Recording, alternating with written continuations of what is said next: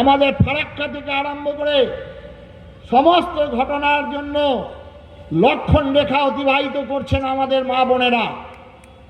আজকে এই লক্ষণ রেখা যদি মেনে চলতো তাহলে দুঃসাহস হতো না। আজকে কই, আজকে 100টার মধ্যে 99টা হচ্ছে আমাদের হিন্দু মা বোন।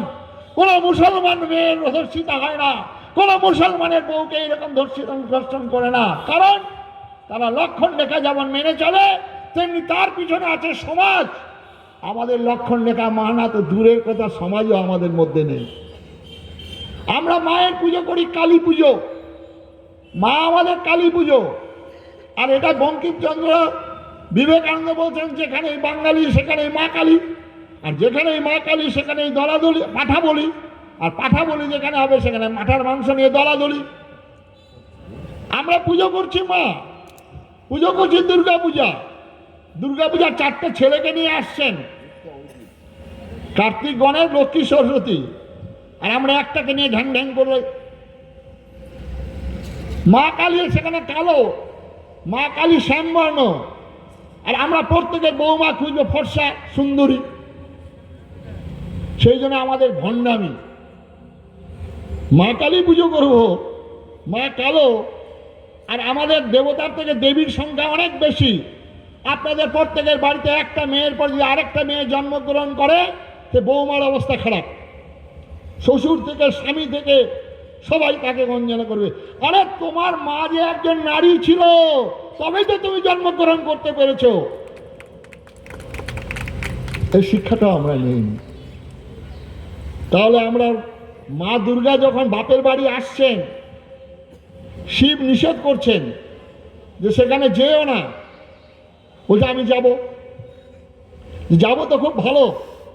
তাহলে 10টা অস্ত্র দিয়ে পাঠাচ্ছে মা দুর্গাকে, 10টা অস্ত্র দিয়ে পাঠাচ্ছে। যাও, রাস্তায় যদি তোমার শ্লীলতা হানি হয়, রাস্তায় যদি কেউ তোমাকে ধর্ষণ করতে আসে, 10 হাতে 10টা অস্ত্র নিয়ে তুমি লড়াই করবে।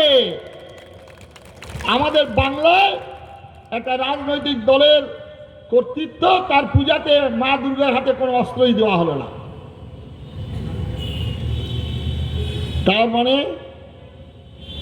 মা দুর্গার কাছ থেকে, মা দুর্গার 4টি সন্তান শিক্ষা নিলাম না, তার অবস্থা আজকে কলকাতার বুকে সিদ্দিকুল্লাহ হুঙ্কার ছাড়ছেন, কটা সন্তান নিতে বলছেন। এরপরে হলো এইবারে মহাভারতের কৃষ্ণ। এই ভগবান শ্রীকৃষ্ণের জীবন থেকে আমরা শিক্ষা নিলাম না। ভগবান কৃষ্ণ কোথায় জন্মগ্রহণ করেছিলেন? ওখানে তো মুখ্যমন্ত্রী হতে পারতেন। কেন এদেশে আসা হলো? যতদিন বাঙালি হিন্দু সংখ্যাগরিষ্ঠ থাকবে, ততদিন আপনাদের ঘাস ফুল ফুটবে, ততদিন আপনাদের পদ্ম ফুল ফুটবে, ততদিন কাস্তে হাতুড়ি তারা আর দাঁড়ান না। কেবল তো ওখানে আমাদের মন্ত্রিসভায় একজন মন্ত্রী বলছেন, আরেকজন মন্ত্রীর কথা বলছেন, আরেকজন বলছেন 70%, 30%, একজন তো বললেন 4টে করে জন্ম দিতে হবে, আর একজন তো বললো আমরা মুসলমান হয়ে দেশটাকে শাসন করব। উনি বললেন না যে আসুন আমরা লেখাপড়া শিখব, আমরা ইঞ্জিনিয়ার হব, আমরা ডাক্তার হব, আমরা প্রফেসর হব, আমরা দেশের প্রথম শ্রেণীর নাগরিক হিসেবে চিহ্নিত হব। এই কথা বললেন না। আর তার জন্যই কেউ বলছেন আমি 5,000 মাদ্রাসা বানিয়ে দেব, কেউ বলছে 10,000 মাদ্রাসা বানিয়ে দেব। এই মাদ্রাসা সম্পর্কে আমাদের প্রয়াত মুখ্যমন্ত্রী বুদ্ধদেব ভট্টাচার্য কি বলেছিলেন? এই পশ্চিমবঙ্গের সীমান্তবর্তী এলাকায় যত মাদ্রাসা জঙ্গি ট্রেনিং হচ্ছে সেখানে, বলেছেন কিনা? বলেছেন কিনা? মনে আছে? মনে করবেন একবার। সাধু বাবাকে সব বলতে হবে তা নয়, এটা মনে করবেন। তারপরে আদানি না পাদানি হুঙ্কার দিল। কি হুঙ্কার? আমরা 1 মাসের মধ্যে তোমাকে রাইটার্স থেকে গদিতে টেনে নামিয়ে দেবো। তখন বুদ্ধদেব ভট্টাচার্য কিরকম ডিগবাজিটা খেয়েছিলেন জানেন? 90 ডিগ্রি অ্যাঙ্গেলে ডিগবাজি খেয়ে।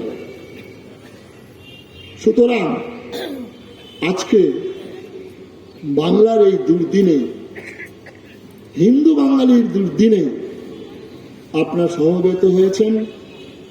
কি অন্যায়ভাবে, কি মানব অধিকার কিভাবে লঙ্ঘন সেখানে হচ্ছে, এই বছরের জন্য নয়, 47 সালে যেমন হয়েছিল, পরবর্তীকালে 71, 62, 65 সাল, চিত্রবাবু কি কোন সালে হলো চিত্রবাবু?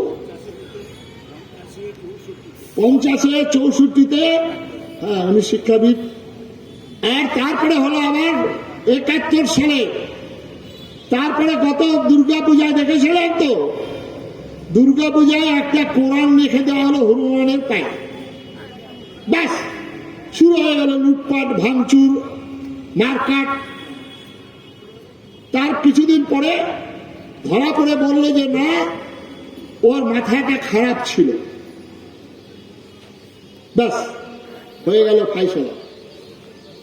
আজকে যে ঘটনা ঘটছে বাংলাদেশে, এর যে সুদূর প্রসারী, সেখানে আমরা হিন্দুরা ওই বিশ্বাসঘাতক যোগেন মন্ডলের দল, এখনো যোগেন মন্ডল আছে, ওই যে টুপি পরে গোবিন্দ প্রামাণিক। আমাদের স্বামীজি বলছিলেন, আমি তো সন্ন্যাসী, এরকম ভাষা না, কেলানি পেলানির কথা বলছিলেন।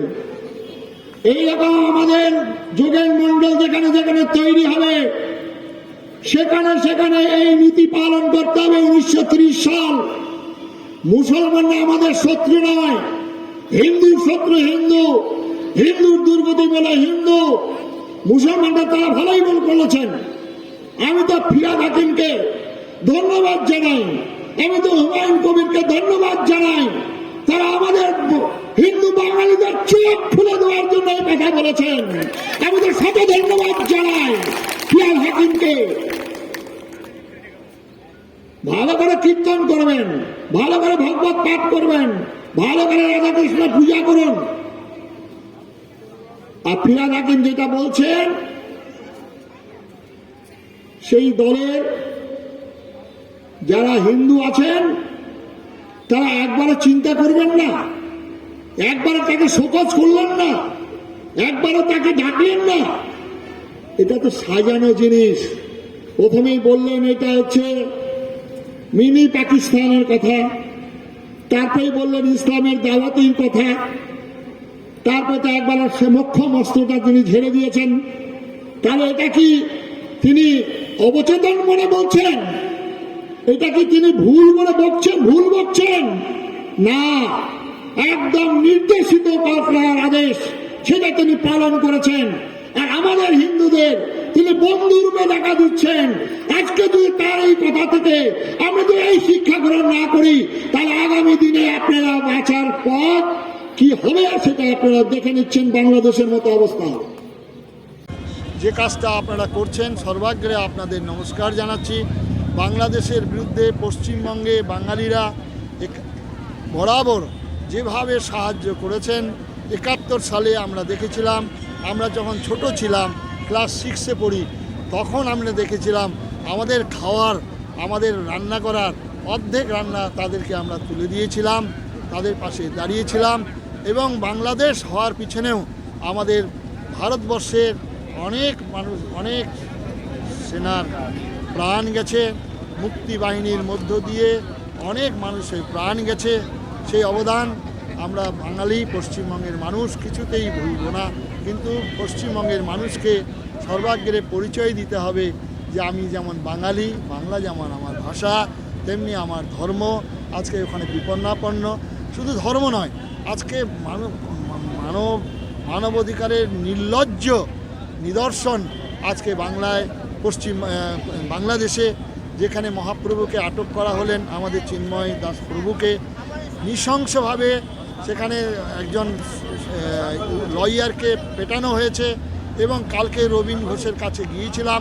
রবীন ঘোষ 88 বছর বয়স, 71 জন লয়ারকে সেখানে হুমকি দেওয়া হয়েছে এবং তাকে খাবার দেওয়ার, তাকে ঔষধ দেওয়ার তাদেরকে গ্রেপ্তার করা হয়েছে, এই রকম নির্লজ্জ, এই রকম নৃশংস একটা মতবাদের মানুষ হতে পারে, সেটা আমাদের কখনোই কল্পনা নেই। আজকে কল্পনায় আমাদের চোখ খুলে গেছে। আজকে আমাদের খুব আমরা সচেতন হচ্ছে। কোনো রাজনৈতিক দলমত নির্বিশেষে আজকে সবাই এখানে এসছেন, হাজার হাজার মানুষ এখানে এসছেন, লক্ষ লক্ষ মানুষ চতুর্দিকে সমবেত হচ্ছেন একটাই কারণে, বাংলার এই দুর্দিনে। আচ্ছা, আপনি তখন বললেন যে মুসলিম মহিলা যারা আছেন তারা লক্ষ্যরেখা লঙ্ঘন করেন না, কিন্তু হিন্দু মহিলারা লক্ষ্যরেখা, এটার মানেটা কি বোঝাতে? এটার মানে আমাদের বিবাহিত মায়া বোনেরা তারা শাখাও পরে না, সিঁদুরও পরে না, হ্যাঁ, তারা এমন চেহারা নিয়ে ঘুরে বেড়ায়, হ্যাঁ, ট্রেনে গেলে মনে হয় বাচ্চাটাকে স্বামীর কোলে দিয়ে দেয় নিজেকে আনম্যারিড রাখার জন্য। আর আমাদের লক্ষণ রেখা শব্দের অর্থ আমাদের ধর্মের, যেটা আমাদের মায়েরা যখন বালককালে, যৌবনকালে বাবা মায়ের নির্দেশ মেনে চলবে, তারপরে বৈবাহিক জীবন স্বামীর নির্দেশ মেনে চলবে, তারপরে হচ্ছে তার সন্তানদের নির্দেশ মেনে চলবে। এই লক্ষণ রেখা হচ্ছে আমাদের, তাদের লক্ষণ রেখা ঠিকই, তারা আজকে লক্ষণ রেখা পালন করছে, তো আপনারা জানেন, বোঝেন। কিছু নেতা নেত্রী